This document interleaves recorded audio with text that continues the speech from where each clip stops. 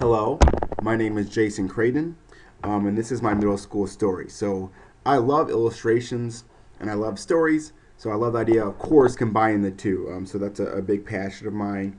I went to Mount Calvary Lutheran Grade School, first grade through eighth, and when I was in fifth grade, I remember that I was a very short and skinny kid, and I had to be about 5 feet or less.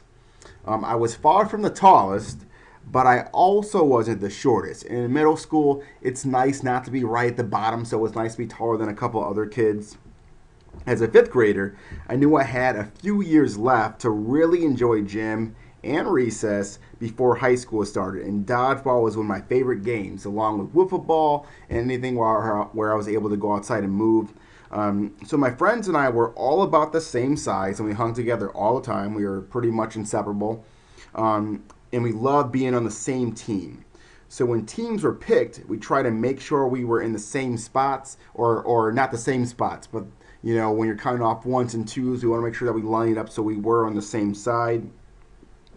So we get on the same side, and one thing that you notice right away, because dodgeball is an aggressive game, the fact that the other kids on the other side are a lot larger. Some kids, they already started growing. Some kids are starting to grow mustaches. There's a kid who we'd always laugh in fifth grade. He had a mustache. We'd say he looked about 30 years old. So you're starting to notice those differences, and you notice you're not quite there yet.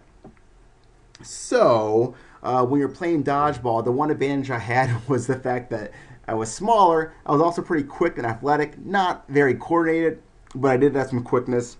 So during the course of the game, people would start getting hit, the teams would dwindle, and I noticed I was one of the last ones left. So I'm one of the last kids on the wall, and what you notice is there's this one kind of strategy or tradition in dodgeball where when there's not many kids left on one side, the other side would hold all of the dodgeballs. They would toss them all at the same time, but we're not talking about the soft foam gator balls that kids use now. We're talking about the hard rubber red dodgeballs that kids played when I grew up, and also people that are older than me, they probably use the same type of dodgeballs. So those types of playground balls. So they'd hold them and they throw them all at once. So they count to three. So 1, 2, 3, and then you'd hear, because those dodgeballs would bang against the boards, and eventually one of them would hit me.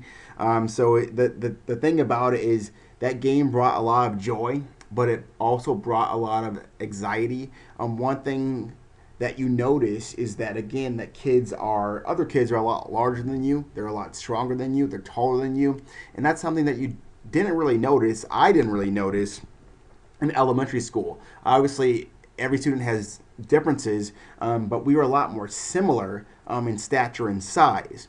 And you start to notice that some kids are developing faster, and it's extremely evident when they're throwing large rubber balls at you and trying to get you out, try to nail you with those things.